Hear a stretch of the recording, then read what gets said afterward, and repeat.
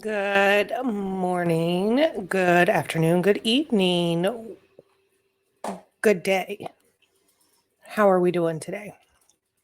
How is everybody doing today? I hope everybody is well. I hope everybody is doing okay. I hope everybody is doing as well as they can be. I hope you are doing your best. Welcome to Rush to Judgment with Jessica. I am Jessica. It is good to see you. Good to be here. Good to be back. If you are new here, welcome. Come, sit, enjoy. If you are not new here and you are returning, welcome back. Good to see you. Today, we are doing one of our true crime react videos.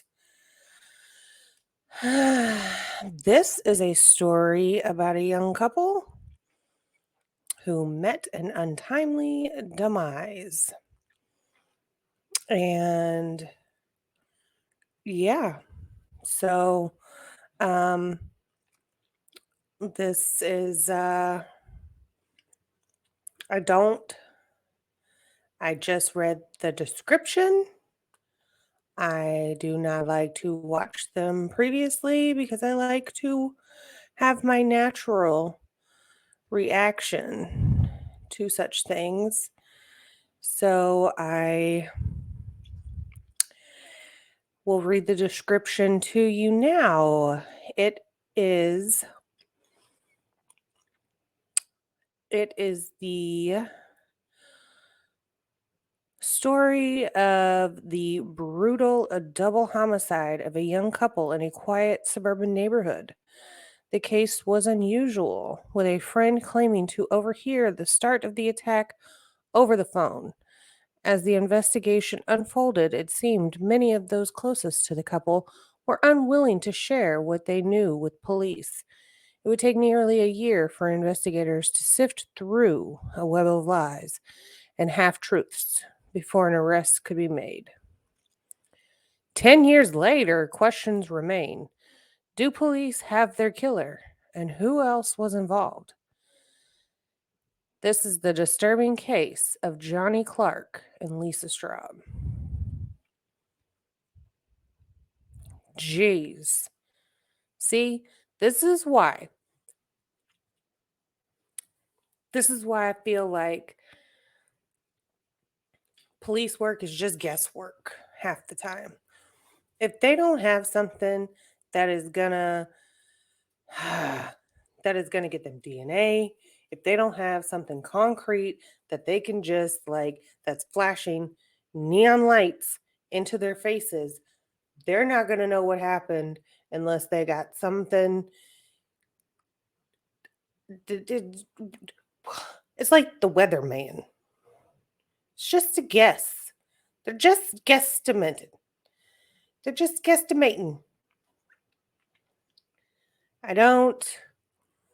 That's why they sit there and they try to trick you so bad about, well, we know what happened. No, you don't. Because if you did, you wouldn't be asking me. And now would you? Because if you already knew, then you wouldn't have to ask me. Now would you, Mr. Policeman? So, anyway. All right. Let us get started on this one.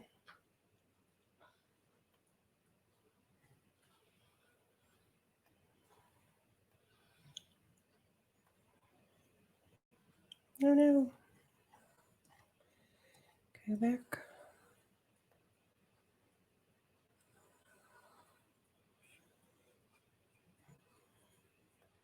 Today's case examines the brutal double homicide of a young couple in a quiet suburban neighborhood. The case was unusual, with a friend claiming to overhear the start of the attack over the phone.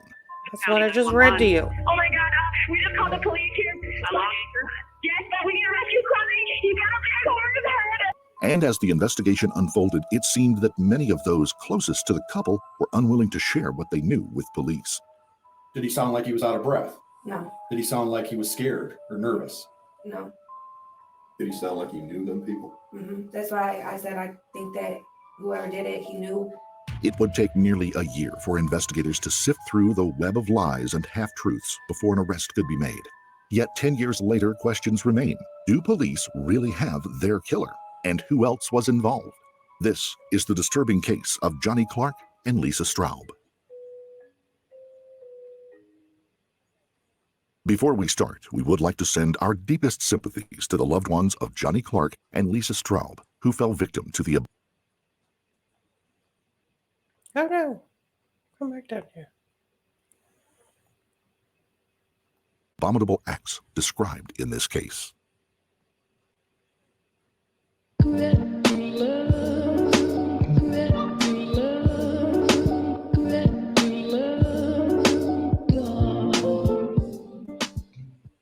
Why are you? It was midwinter in Toledo, Ohio. Snow covered the streets of a quiet suburban neighborhood of Holland.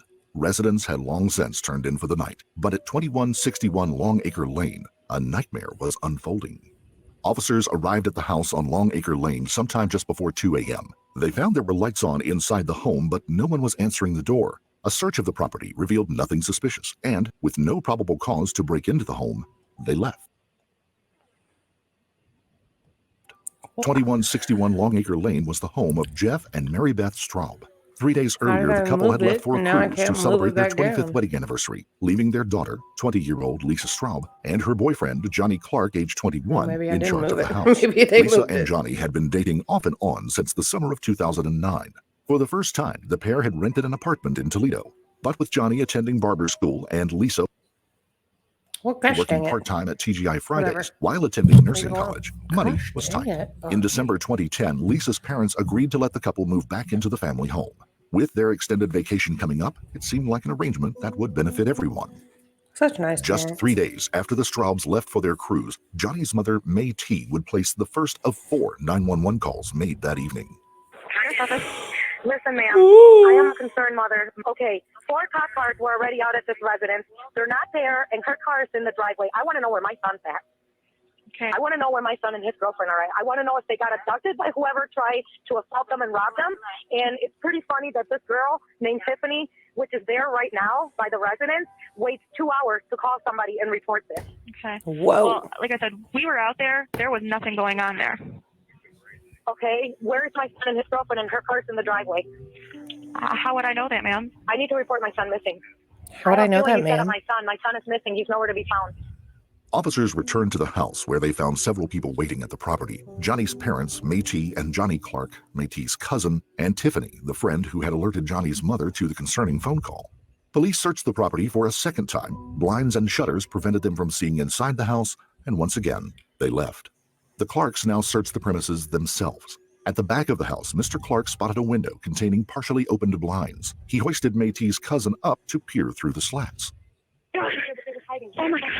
You need to get the police out to Longacre Lane. My son is in the basement tied up at his house. I just saw him through the window. The police were out here earlier and did absolutely nothing. Both cell phones are on the ground and we can see the people. Him and his girlfriend are tied up in the basement. Okay, all right, we'll get them out there. Get the cops out here. I told them earlier. Ma'am, you need to calm down. We'll get them out there. But yelling at me is... They're unconscious. They're unconscious, ma'am. Oh, okay, you said they're unconscious? Yes. Okay, all right. Before officers could arrive, Mr. Clarke kicked in the front I don't door. like... On the floor of the kitchen, he found I Johnny don't and like Lisa laying on the floor with their hands operators. bound with duct tape and plastic bags over their head. He ripped open the bags only to find that his son and Lisa were dead. I Jesus. found them, and I ripped off the bag off my son's head. You found them tied up, with bags around their head. Then went to her and did the same. Detective Jeff Kozak, who later would lead the investigation, was the first on the scene. Soon it would be swarmed with police and forensic experts. Lisa and Johnny lay on their backs on the kitchen floor. Both their hands and Johnny's ankles had been bound with black duct tape. Plastic grocery bags had been placed over their heads and secured around their necks with duct tape. Their deaths would later be recorded as due to strangulation from the duct tape and asphyxiation. Moving room by room, investigators documented the crime scene. Downstairs, a plant pot and a clock had been knocked over. Cabinets lay open. Broken pieces of a cell phone were scattered across the floor, and a torn photo of the couple was left in the sunroom. The door between the garage and the kitchen showed signs of bowing at the deadbolt. Upstairs had been ransacked, the master bedroom in particular. Dresser drawers were open and emptied, and the mattress was pushed off of the box spring. Clothes had been flung around the walk-in closet, and a dresser pushed forward. A panel behind the dresser led to a crawl space that had been opened, and a hole had been made in the drywall.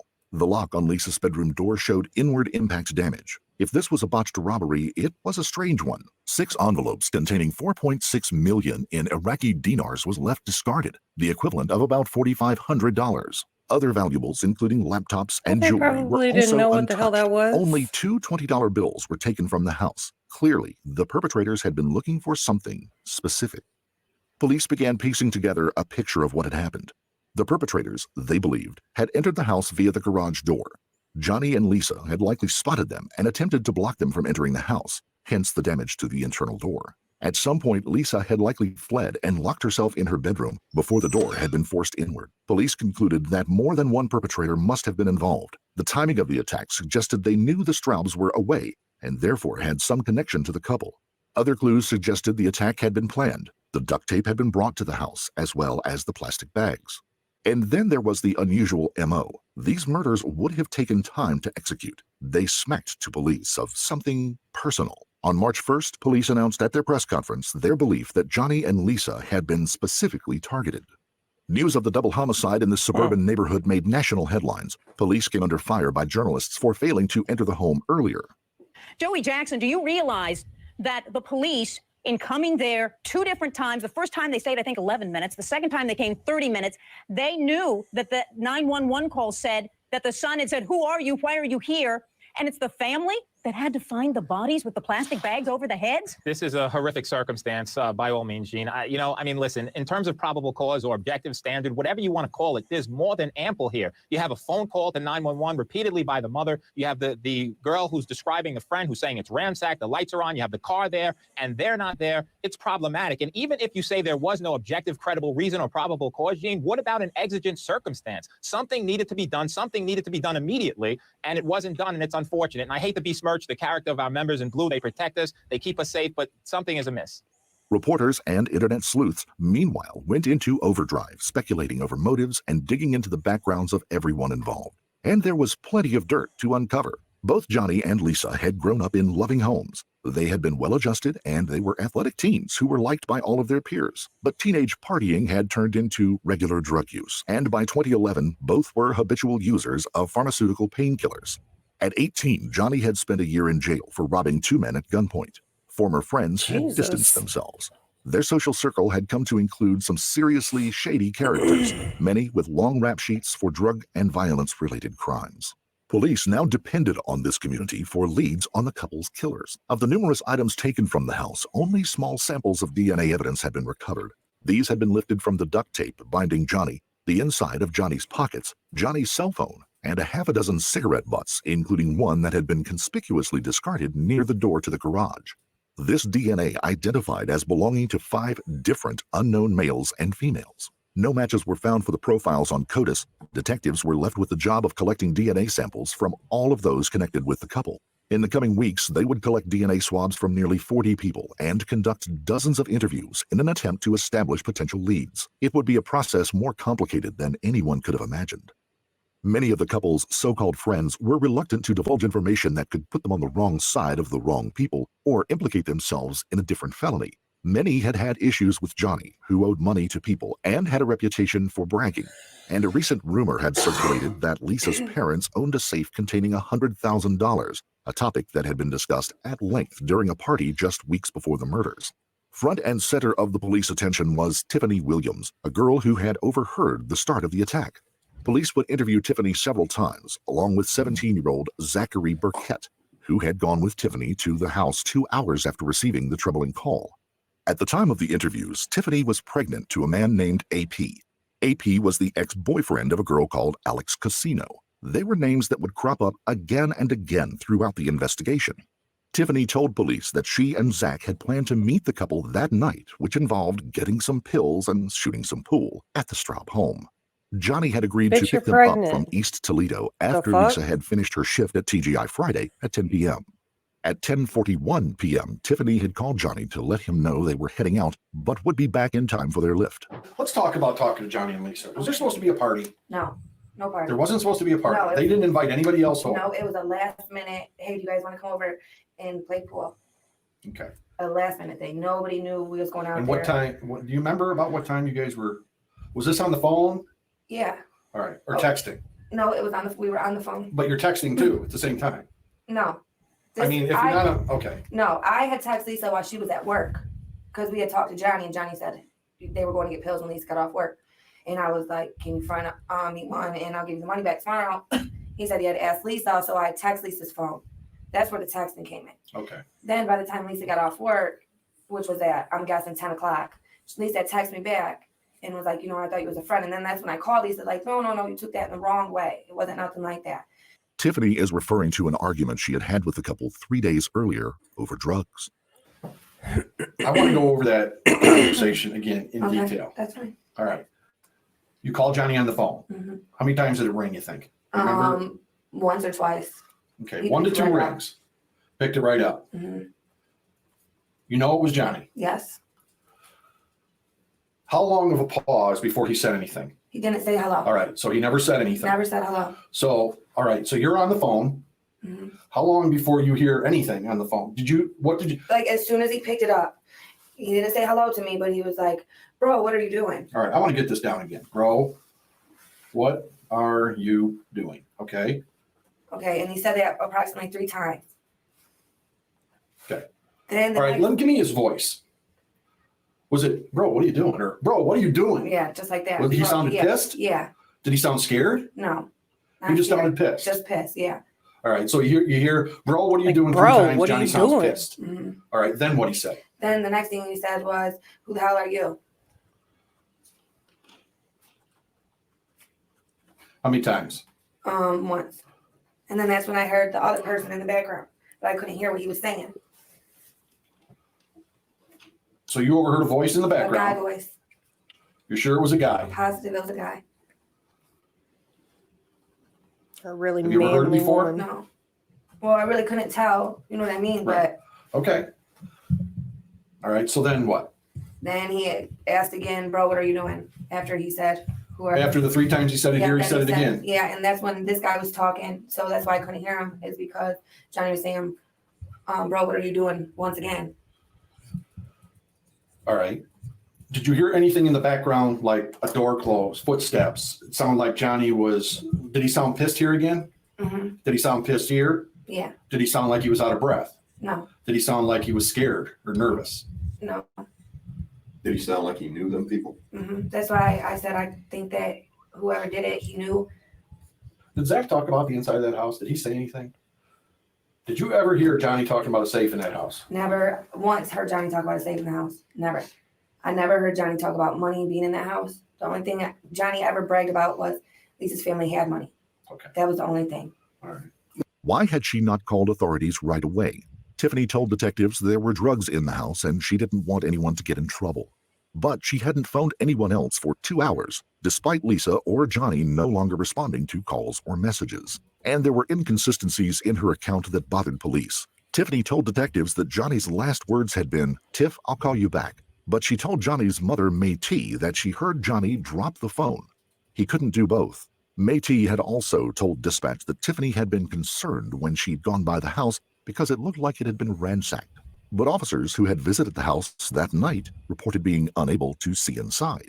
17-year-old Zach agreed to take a polygraph test, which he failed. But with no other evidence linking the couple to the crime, police turned their attentions to other leads. Which he failed. Phone records showed that minutes before Tiffany's call to Johnny at 10:41 p.m., Johnny had phoned a close family friend. According to this friend, Johnny had repeatedly told her that he was waiting for a visit from a dealer called Anthony Watson. As it happened, police had also received a tip that Anthony had been implicating his brother Chris in the crime. Police now called Anthony in for questioning. Did you see Johnny that day? Nope, I ain't seen that day at all. What time did you start talking to Johnny on the phone? I probably talked to him in the morning, but when I started talking to him, like I talk to him every day, all day. You know what I'm saying? Okay, but when? Yeah, but that's what I'm. he probably called me in the morning when he woke up around like 1. You know, but he sleeps in a lot, so he probably called me around noon 1, and I probably talked to him, and then when I talked to him, I think I talked to him when I was at my mom's house, and then when I left, we talked. Did he call your mom's house or you on your cell phone? My house phone, probably cell phone. So Johnny called in the afternoon. Mm-hmm. So you never saw him? Not that day. When did you guys start making plans for him to come over? I was about to leave my mom's house. Well, he said he was gonna only he's gonna get off work, he's gonna come over. And then it ended up being I think about like 9:30 when we got home from my mom's house. And then I was talking to him on the phone, and about My mom's house. 10:30 he called me, he said he was gonna come over, and then I was like, no, it's too late. You know, I mean, we talked to a lot of people. I mean, you hear, I heard they had to come down and talk to cops. Do you have a feeling about who might have done this? The person I thought had done it, I already passed the lie detector test, so, the only person I could pop up and be like, oh, I think he did it. All right, I already passed the lie detector. All right, you're talking about AP. Yeah. All right. Who do you think he'd have done it with? See, I have no idea. I think you do have an idea. I know who it was when AP came into my house. You know what I'm saying? Who was he with? Well, this is with Adam Gonzalez. It was them three. When they robbed you, AP was with Mike and Adam Gonzalez. That's what the word on the street was. You know what I mean?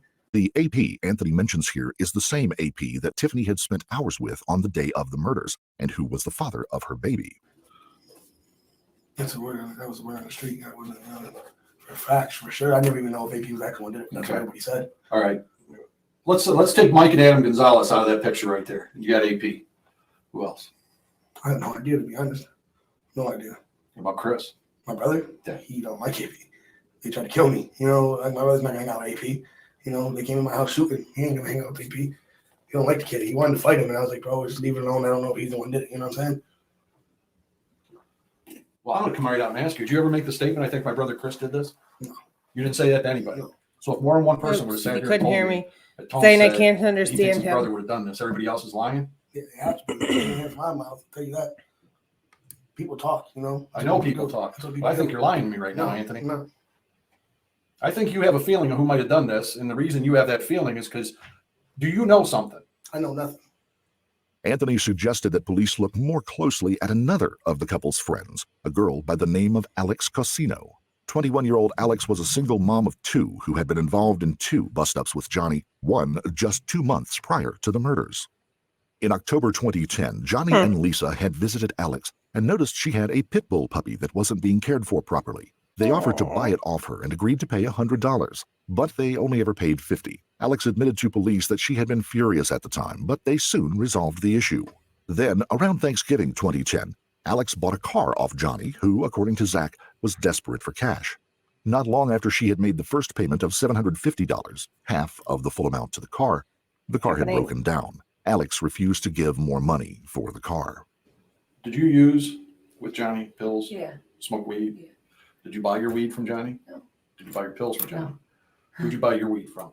I mean, I know all the players in this thing. Yeah, I really do. No, I know you do. But see, there's a lot of with this whole situation. I'm from the east side. I'm not from the south side. So a lot of people there, I know, I really don't know them though, because they won't talk to me. They don't have nothing to do with me because I am from the east side. All right.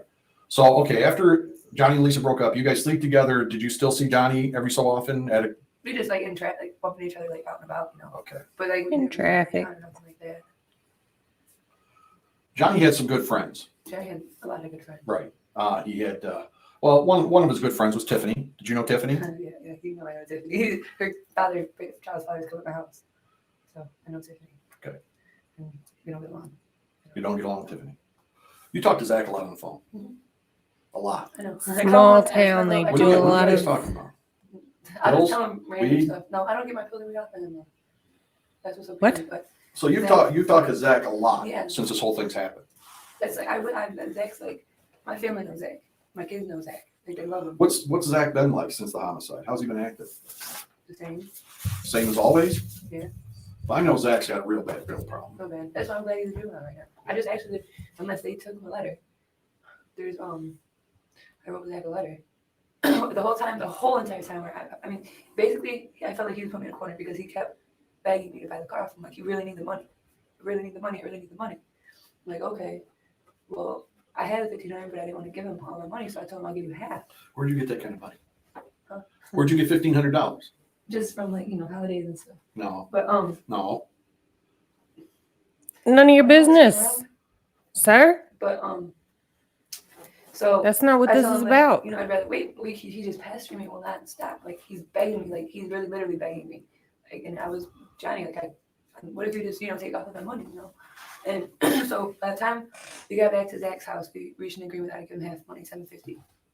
And then it was a big situation with his mom. His mom is like certifiably crazy. You're talking about my day? Yeah. Yeah, certifiably crazy. Like before this happened, she was nuts. Like, okay. So now you've got the car. well, see, that night everything was like, on eggshells with my day about the car. Right. But the next day things were fine. Like it was a big deal, but it wasn't a big deal because she knows Johnny made that decision. And Okay. she couldn't Well, it relate was to Johnny's car. Exactly. He bought that money with his money. Yeah. Bought that car with his money. She was just trying to, be a mom. And I understand though. She And was I told looking her out to personally, make sure I that he didn't didn't honestly, take. I didn't even want to buy the car. Like I felt Johnny just would not stop. Like he was so incessant. I just like, shut up here, take it. Like I don't care. I do need a car. I got the money for it, so just shut up, please. Okay. Like, So you never got it transferred into your no, name? never Okay. got switched over. So, Because I was gonna wait till I finished paying him. all right. So you didn't pay him the rest because The tire fell off. did you hit something? No. Did you No. hit a pothole? Did you hit a guardrail? No, I didn't hit anything. How long after you bought the car did the wheel fall Like a off? week and a half, maybe 2 weeks. This is The after you tire moved to fell Berry Street? Yeah. Okay. Johnny's father had picked up the car from Alex and would later testify that Alex had threatened Johnny over the phone. Others would later testify that Alex had also threatened Lisa. Alex willingly gave her DNA to police, which was not a match. She told Why is he detectives doing that an she interview believed with someone no had shirt murdered on? Johnny and Lisa over money owed, and Johnny, she said, owed thousands. Anthony Watson returned to police with a scenario he'd heard from a female friend, in which 3 men, including someone by the name of Samuel Williams, had attempted to rob the Straub home. He told police that according to the girl, they had been looking for heroin and the rumored safe. It wasn't faced, I guess it wasn't seen by face, but it was, I guess it was, from what it was, she told me they were maxed up, Who was messed up? Maxed up. Oh, masked Yeah. up. Okay. He confronted somebody. Yeah, he got somebody when he walked out, and they pushed him back inside, they brought him back inside, and that's when they got word back from the house. And couldn't find shit. They couldn't find no safe, nothing. So I guess they started checking in walls and Anthony told detectives that the woman had also placed herself at the scene of the crime. She was someone that police had already interviewed several times, he said, who had previously slept with Johnny, but now passionately hated him.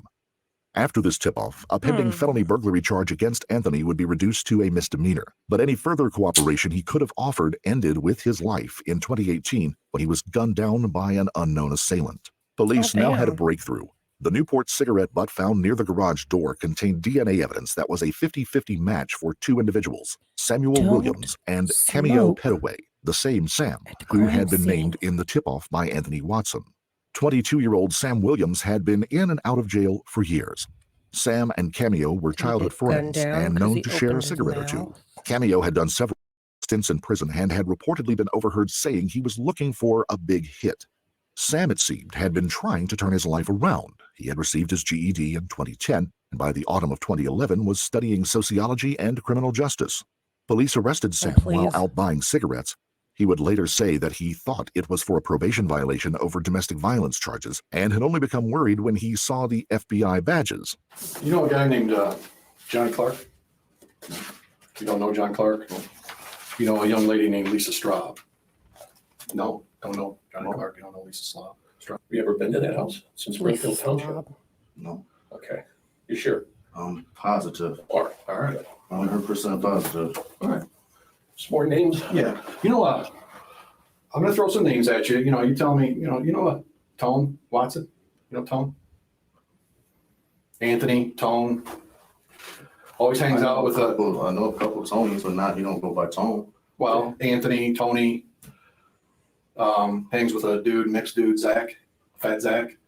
Fat Who's the Zach. Tonys you know? Yeah.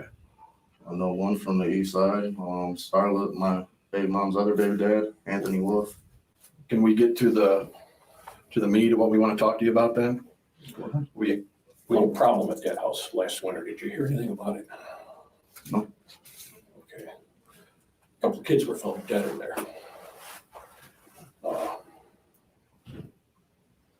Young adults. And they were probably the victim of a burglary. They got bum rushed in the place. You know what we're talking about, bum rushed. Somebody just crashes in on you, maybe robs you or burglarizes your house. I mean, you know what we're talking about. Yeah, okay. So that's what happened to these young couples. So how did my name get brought up in this? Science. I don't understand how. Well, remember when these guys respond to a scene and they go in there, you're a criminal justice major, right? You cordon off the area. Everybody that is involved in that scene goes in, they start collecting evidence. Okay? Sir, just tell They him. collected a lot of evidence. And they had a lot of evidence tested for DNA. Do you know what DNA is? Okay, explain to us what you think DNA is. I don't need to do that. You, saliva, whatever. Saliva, poop, piss, skin cells, hair, Get to it. follicles, all that stuff gives up an individual's. You buy that based on what you've been taught in school? I haven't, I'm only doing my basic courses right now. I'm not doing. They will tell you soon enough that DNA is like fingerprints. You know, there's no two fingerprints that are alike. There's no two DNAs. When these guys collected, Get tired of pieces hearing evidence the that same were involved things. in this crime, they I sent know down what to it the grade for is. testing. Okay, and items in that scene came back with your DNA on it. Okay. Oh no. How do you explain that? They've got you. How can we explain that? I have no idea. You've never I been to know that my house. DNA is all You over don't the know place. those kids. I don't know them people. And your DNA's in that house. A lot of places. You have no idea. Nope. Like You I understand where that said, puts you? my hair falls out. You understand where this is going? No telling. In September 2011, Sam pled not guilty to the murders of Johnny Clarke and Lisa Straub. Soon after, Cameo Petaway was arrested and indicted as an accomplice. The entire case for both rested on a small amount of DNA found on a single cigarette butt. But within days, that would change. While being held at the Lucas County Jail, Sam began making phone calls using another inmate's PIN, a tactic to evade police tracking phone calls on specific inmates. Or The because he calls were didn't have made money to on his Stephen books. Petaway, Cameo's brother, and the content of those calls were damning. During one call, Sam said, "When you was in the joint, man, we took off, man. That was supposed to be me and you, but you know, Lil Bro had to step up and take your spot, man." Stephen Petaway responded, "Yeah, but you know he ain't gonna do it right like I would do it right." In a later interview with investigative journalist Brian Duggar, Sam would claim that the calls were taken out of context. Sam don't claimed he had understand been what any referring of to the that said. prostitution racket he had going on with Stephen Petaway, not the murders. In another conversation, he told Stephen that he'd effed up and was going away for a long time. But this, he said, was a reference to not having sold the drugs that he had in order to afford a decent lawyer. Meanwhile, a woman named Destiny Madrid came forward claiming that she was with Sam the night of the murder. He was with me that night. And I want to say, I'm not quite sure, but I want to say that we had went to the Bedford Hotel that night. But I'm not sure. I haven't went to the hotel. I don't know if I can go to the hotel and get the records. All right, what if I clear it up for you? What if I tell you that you're not on the video at the bottom line on that night? What do you mean? The bottom line has video. Right. You or Sam are not on that video that night inside the bottom line. Or whatever bar that was. Was it the bottom line? Yeah. We were sitting right by the front door. Like Oh. that table by the front door, it was like right there. There was 4 seats. And I don't know who the other guy that was with us, but I know it was me, Sam, and Larry. And then there was another person, but I don't know what his name was. But we were sitting like, there's the door and the table like right there. We were sitting right there. Like, What was on TV then? the NFC football game. The NFC. Oh, the championship game? Yeah. It was, I want to say it was a Sunday. To be honest, I want to say it was a Sunday that we were there. Because Sundays they normally have karaoke, but I think the karaoke was not there that night. Detective Kozak's challenge was a bluff. The bar had no CCTV camera, but despite this, Destiny would never be called on to testify at Sam's trial. Soon afterwards, a jailhouse informant by the name of Eric Yingling came forward. Yingling was being held on the same floor of the Lucas County Jail as Sam and had gained his trust by explaining that he'd already been sentenced and therefore had nothing to gain from being a snitch. Yingling told police that Sam had gone into elaborate detail on his role in the murders of Johnny and Lisa. This is an abbreviated version of his account. He did tell me that he went through the garage and there was an entrance door to the home. Johnny Clarke was on the phone and he said that he went into the house and they started yelling and getting violent with it. And Johnny Clarke told Lisa to go upstairs and they started yelling and screaming about where's the diesel, where's the money, and they're telling them there's nothing there. They were searching for the stuff and couldn't find anything. Lisa had gone upstairs and went into a locked room. Sam had to push his way through the locked door to get in there and bring her out and bring her downstairs. They were trying to torture Lisa, for lack of better words, to motivate Johnny to tell them, hey, here's where the money is, here's where the drugs are. And it never happened. On the third time that Lisa passed out, she never woke up. Sam and Cameo, at that point, went into the garage. While they were in the garage, Eric Taylor was inside, killing Johnny Clarke. Cam Petaway, by Sam's word, is the one who had killed Lisa Straub. They did not go there to kill anybody. Yingling also said that they had found some foreign currency in the Straub home, but they didn't know how to exchange it for U.S. currency. The jury trials for the two men took place simultaneously in July of 2012 on different floors of the state court. The men in both trials argued that there had been errors made in collecting the evidence at the crime scene and that nothing definitely proved the cigarette butt had been left there the night of the murder or left there by Sam or Cameo. Neither Sam nor Cameo were the source of the DNA found on the duct tape, Johnny's clothing, or the broken cell phone. The prosecution argued that gloves may have been worn.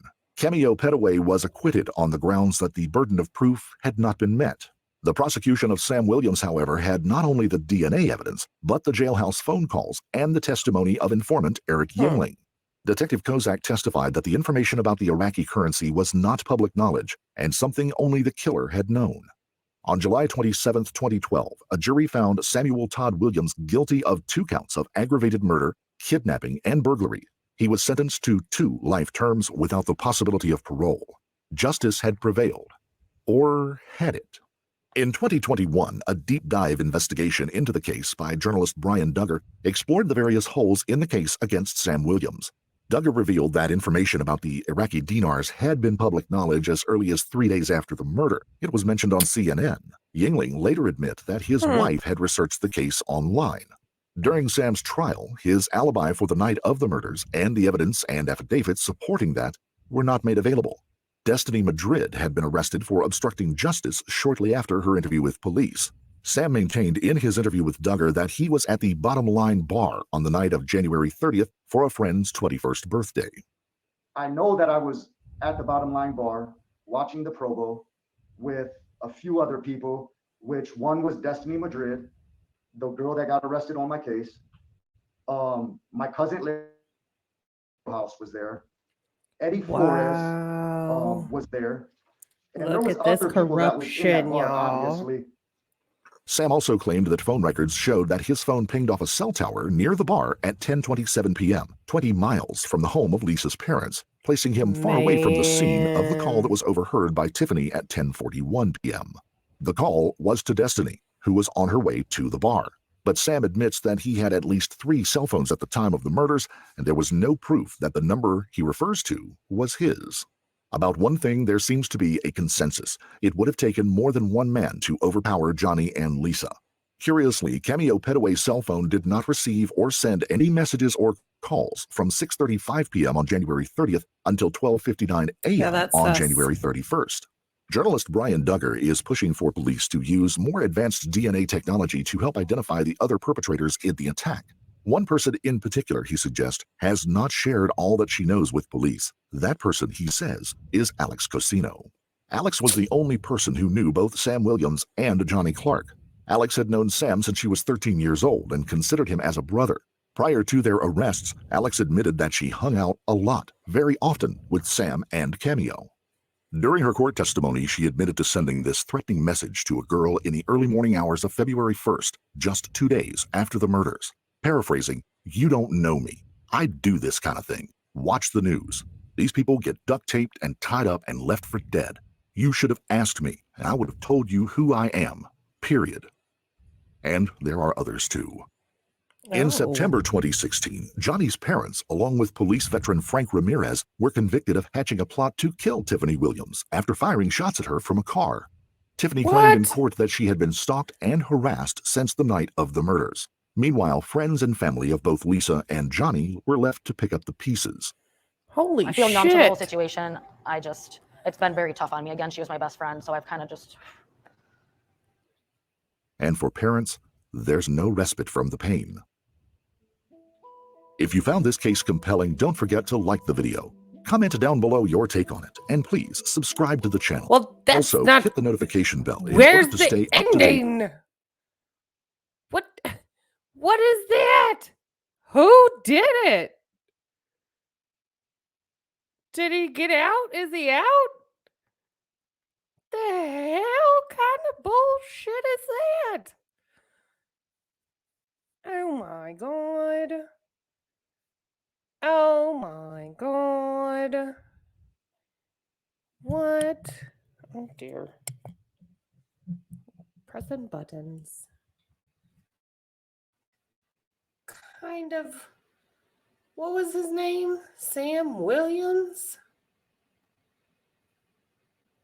Ay, ay, ay.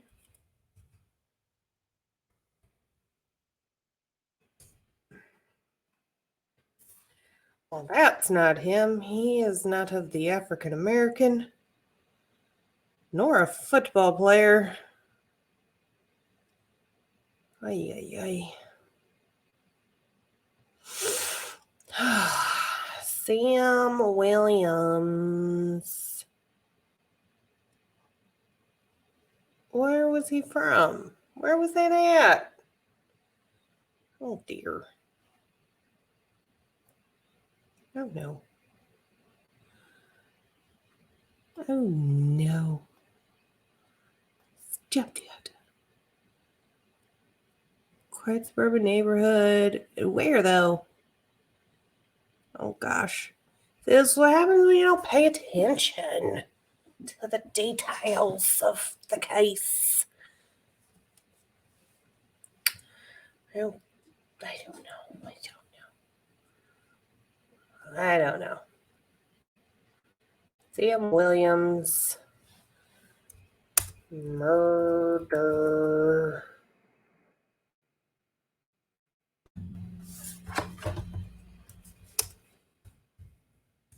Trial. Sure. Johnny Clarke. There we go.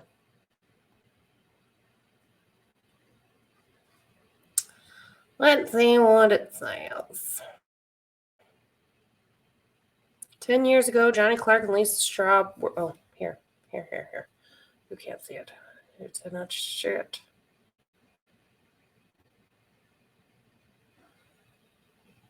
Nope, you can't see it either because that's not the right one.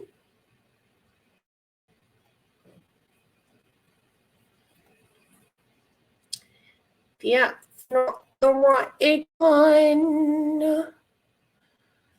Listen, too close to me. I like you all, but you're too close to me. I cannot get a camera angle that I like. This one is definitely not it. Oh, God. Share screen. This one. No, this one. That one. Okay. Man sentenced. Oh, wait. Murder in the suburbs. With the man sentenced to life for the brutal Johnny Clarke and Lisa Straub murder says about the case today. 10 years ago, Johnny Clarke and Lisa Straub brutally murdered and her parents.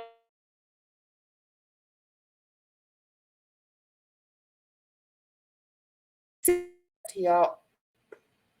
Single cigarette.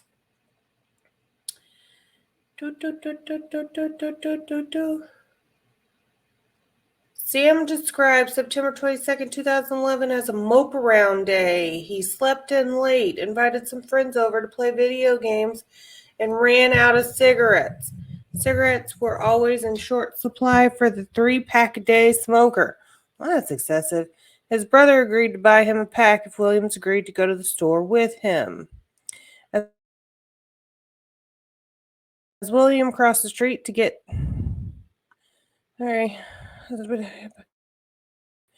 get into his car, his world exploded. All these marked cars came rolling up. The U.S. Marshals and the detectives had pulled their guns on me and laid me down to arrest me, he said. I had a warrant for one of my domestic violence cases that I was on probation if he's in jail. I don't want to do really come and get people for misdemeanor domestic violence cases. No, they come get you for murder. I mean, they might come get you for domestic violence. I don't know. I'm not a domestic I don't know. I mean, felony domestic violence, I would assume. Here, move over here. You're staring at the top of my head. It's weird. I don't know what you're staring at now. Now you're staring at my hand. Okay. Here. That's better. Just whatever. Deal with it for now. Okay. Later at the sheriff's department, he complained to Detective Jeff Kozak about the rough treatment. If you would have sent me something in the mail, I would have come down. You didn't have to humiliate me like that. At that point, he knew it was bigger than the misdemeanor warrant. He shifted his thinking to defending himself against the promoting a prostitution case that he was involved in with his girlfriend. Well, good God, what are you doing? 11 minutes into the interview with detectives, they dropped pictures of Johnny Clarke and Lisa Straub on the table in front of Williams. The detectives were not interested in domestic violence, drugs, or prostitution, but they were very interested in what happened on the night of January 30th, 2011, inside a Holland home in Longacre Avenue. What Williams did not know was that detectives had recently received a hit on a cigarette found at a double homicide inside the home of Jeff and Mary Beth Straub. DNA on the cigarette was from Williams and close friend Cameo Petaway. Like, why is your DNA, both of your all's is DNA on one cigarette butt? But for why? A single cigarette butt with the DNA of Sam Williams and Cameo Petaway was found in the house where Johnny Clarke and Lisa Straub were murdered. I don't want to read that. Just want to read the article. The cigarette was found near the service door leading into the garage from the home. In the nearby kitchen were the bodies of 21-year-old Johnny Clarke and his girlfriend, 20-year-old Lisa Straub. Clarke's hands and feet were bound by duct tape. Duct tape was wrapped around his neck, securing a plastic bag. A sweatshirt was pulled up, and a wallet was found on his stomach. Straub's hands were bound by tape, and a bag also secured over her head with tape. By the time police arrived, the bags had been ripped open by Johnny's father, John, who had kicked in the front door and found the couple. Deputy Frank Reedy was the first officer who responded to the scene, and he noticed the cigarette in the corner. He commented that it was odd. There was no smell of smoke in the home.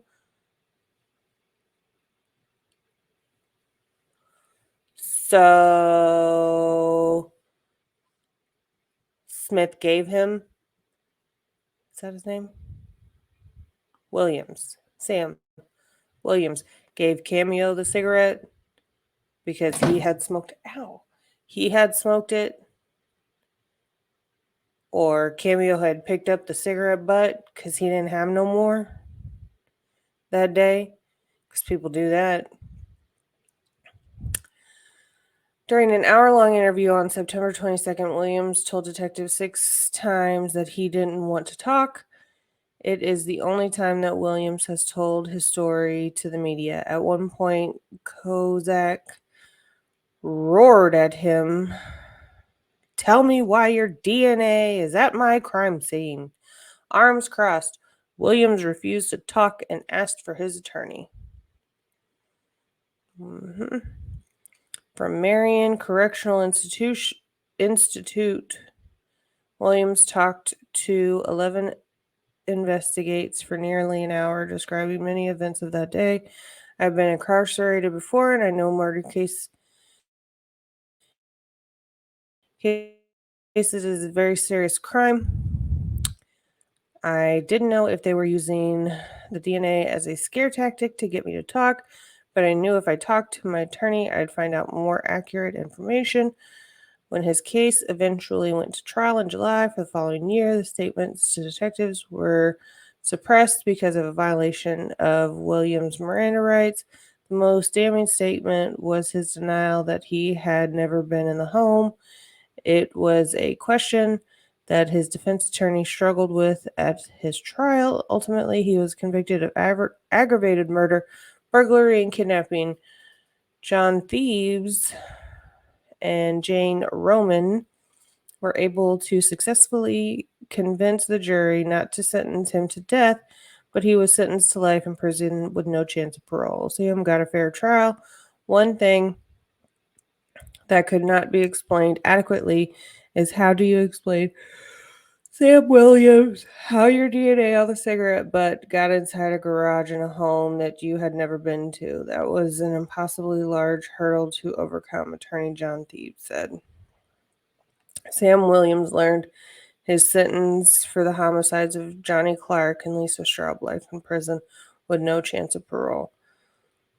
Ooh. Almost immediately after getting out of his interview with the detectives, Williams began making calls from county jails. Some of these calls were instrumental in convicting him, but the jury was provided pieces of the calls out of context. Of course they were.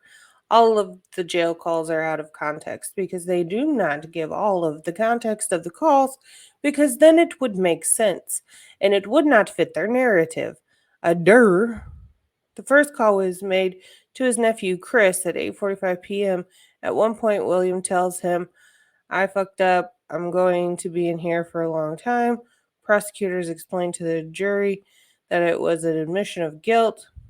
In his prison interview with WTOL 11, he said he was angry that he had significant amounts of drugs in his home, and he was worried it'd be stolen before it could be sold to be used to hire an attorney.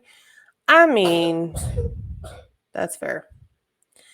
During the conversation with his nephew, Sam explains how he should climb a pole, get on his back roof, and push in the air conditioner to get into the house and get the drugs.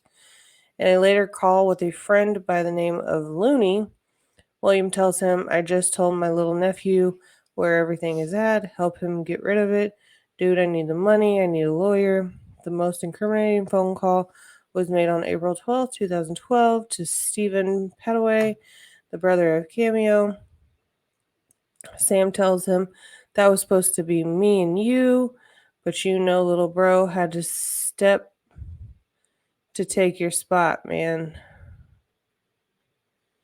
That was supposed to be me and you."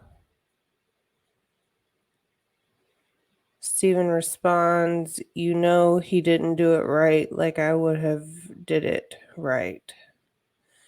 "No, but he did good enough to make something happen." So that could be about anything. And they took that and they ran with it. They could have been talking about anything. That's the part that they played. That's what they're saying they played for the jury. But that could have been about anything. There could have been something completely different about something completely different in the call. But that's the part that they played. That is unfair. Again, the prosecutors pounced on the call, telling the jury that they were talking about the night of the murder and how Cameo had to go because his brother was in jail and that Cameo didn't do it right, possibly by leaving behind the cigarette. A single cigarette butt with the DNA of Sam Williams and Cameo Petaway was found in the house where Johnny Clarke and Lisa Straub were murdered. Williams said that Stephen was instrumental in setting up the prostitution business and that he was talking about a prostitution trip he took Cameo on to Pittsburgh because Stephen was in jail. When I say he wasn't doing it right, but good enough, in my eyes, he wasn't doing prostitution the way Stephen had in the past. William tells 11 Investigates. but he was making money, and when he was making it, he was spending it on the wrong things. Later in the call to Stephen, Williams makes a comment that we've been some places, man. It does not prove his innocence, but it was clear that the jury was fed only pieces of conversation to strengthen their case against Williams, according to Thebes. Those calls were crucial in convicting Williams. Yes. And then it goes on about the jailhouse snitch, which we already heard about. Yada, yada, yada. Here we can discuss the multimedia outlets. I just want to know now. Come on. Ew, what's in the ear?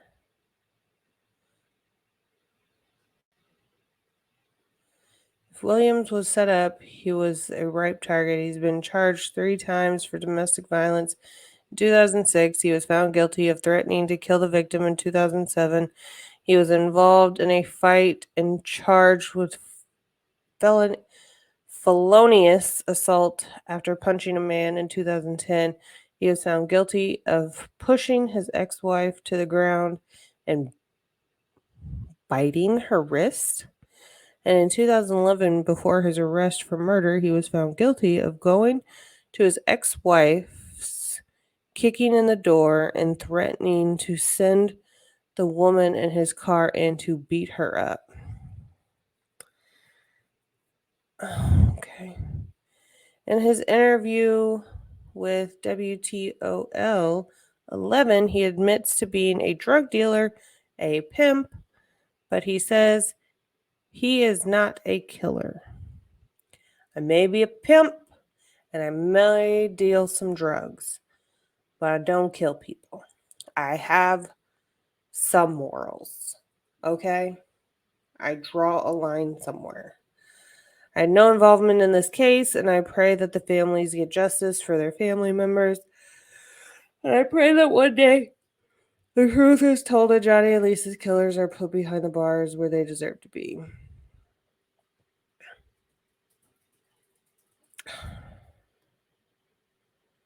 Okay.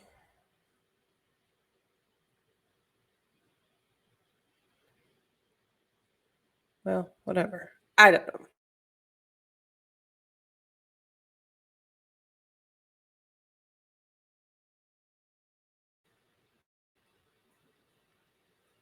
Surely.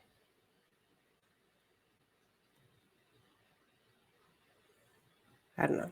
Anyway, well, that is all I am going to do on that one. I'm not going to go down the rabbit hole on that. Sorry. My daughter is sleeping. She's coughing in her sleep. Oh. Anyway, okay. That's all I got for you.